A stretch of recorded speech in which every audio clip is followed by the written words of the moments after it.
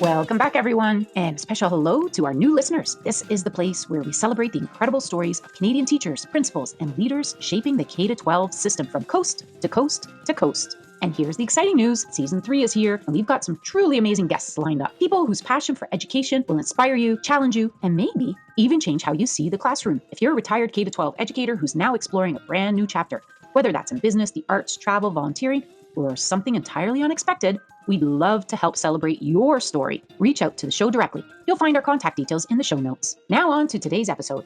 It's a fun one to kick off the new season and the new school year. We asked teachers across Canada to tell us about the famous former students who once sat in their classrooms. And wow, did they deliver? You'll hear some surprising names, heartwarming anecdotes, and a few, wait, really? Moments along the way. So, as you settle in, remember to share this episode widely, hit that follow button, and give us a like so we can keep bringing you more Canadian stories from the seasoned veteran teachers who are now enjoying the fruits of their labor, just like you are, or will be. Let's get started. Welcome to 85 After School. I'm your host, Nicole, and this is the podcast about teacher career and retirement planning through real-life stories of those who live it. Season 3, wow, we're here. Thank you so much for joining and liking the show. I just interviewed a Canadian teacher and I asked her about if she knew where some of her former students ended up, and she mentioned one was a famous chef. So that made me wonder, anybody else in Canada teach any famous former students?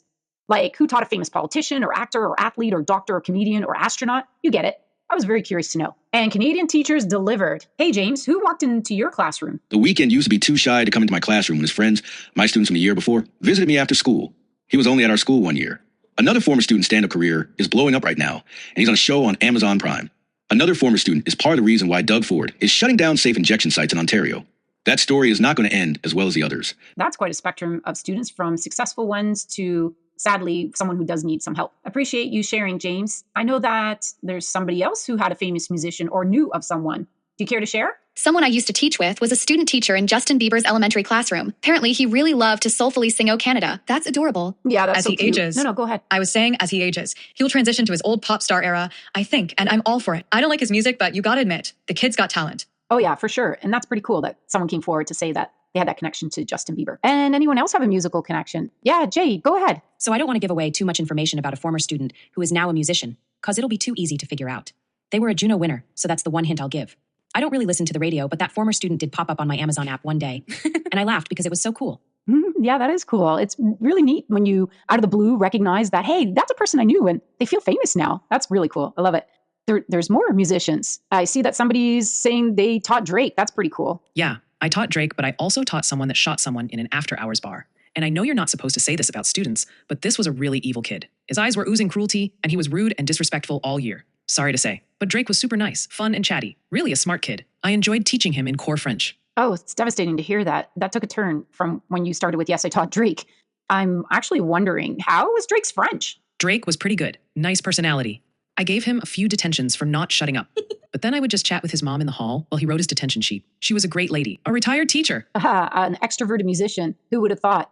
And I learned something new. I didn't realize that Drake's mom was a teacher. That's pretty cool. Yeah, Kelly, you have interesting connections. I taught 3 students at different times who are now pro athletes. What they all had in common was a hard work ethic. Never any excuses for work not being done, despite the fact they all had massive commitments for their sports. Oh, I love that. Work ethic, focus, and passion. And also the classroom environment you created to support them got them there. So that's pretty cool. Yeah, for sure. Oh, and Nick, you have something to add. I just found out one of my old students just got signed to an NHL team. Nice. That's pretty cool. Also, sadly, one of my more recent past students shot and killed another one of my former students. Oh, wow. wow. That's devastating. Yikes. We really see the full spectrum of humanity, don't we? Yeah, no kidding. As much as we try to be a positive influence on kids, we don't really know where they end up in the long run. So sorry to hear that. Thanks. The victim was a really sweet kid.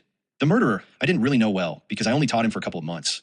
It's tragic all around. Yeah, for sure. And someone else is signaling an NHL connection. Yeah, speaking of hockey players, Arshdeep Bains from the Canucks is a former student of mine.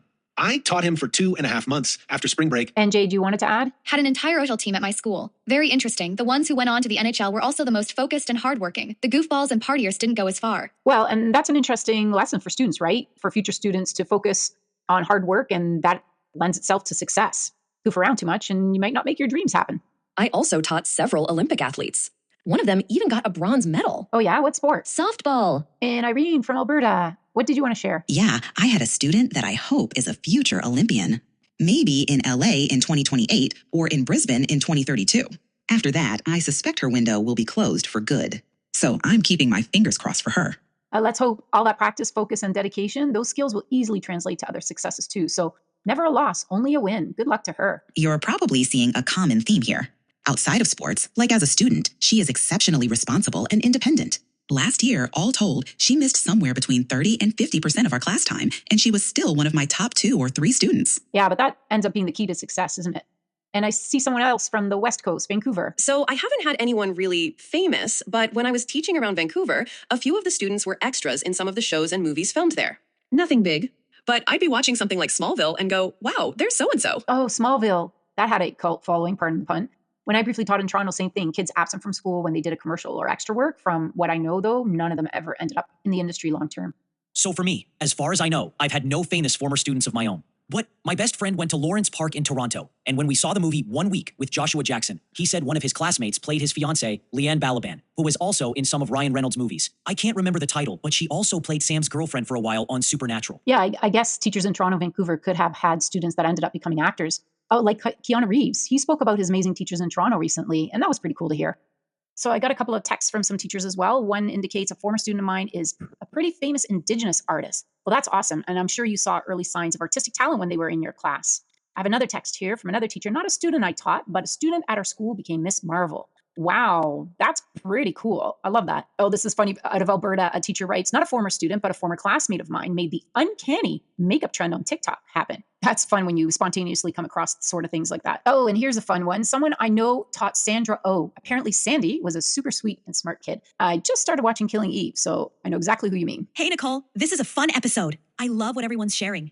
I have a player for a national sport team at my school currently. He is one of the youngest ever to be on a national team. Oh, that's neat. Do the other students treat him differently? No, it's not something he shares often. I don't want to get into details of what he does, but it's a very niche sector of a sport. That's a smart move. I'm sure he'll find success beyond the sport too. He's lucky to have a teacher like you. The only reason we all know is because he told a staff member, and then it's spread around the staff. You know how staff rooms work. Yeah, that's funny. I'm glad everyone's very supportive of the student. And I see that JH, you wanted to share something. Hey, Nicole. Yeah, thanks. I taught a recent NHL #1 pick, a Canadian fencer that represented Canada in the recent Olympics. Yeah, that's awesome. It's great to nurture potential in our classrooms, even if we aren't necessarily directly teaching the sport or activity they're good at. I totally agree. I actually really enjoy learning about what the students do for extracurriculars. I find that it gives me a topic to connect to the students with. Yeah, I think it makes teaching them so much more engaging when you can connect their interests to your own subject. Hey, JH, somebody's asking, is it Bedard or Celebrini? Bedard. Yeah, and they're responding, seems like he has a lot of pressure as a #1 pick for sure. Really nice kid and really nice family too. Never demanded anything extra, extensions to assignments, or any special treatment. The parents wanted him and it all to be very low-key. You know, as much as we sometimes struggle with some communication or relationship building with some parents, it's amazing and such a celebration when we work with parents that are partners with us in the education realm. And this is a really great example. So thanks for sharing. Love that one. And we got a couple more people from out west. Go ahead. My grade 3 teacher also taught multiple famous Albertans and Saskatchewanians.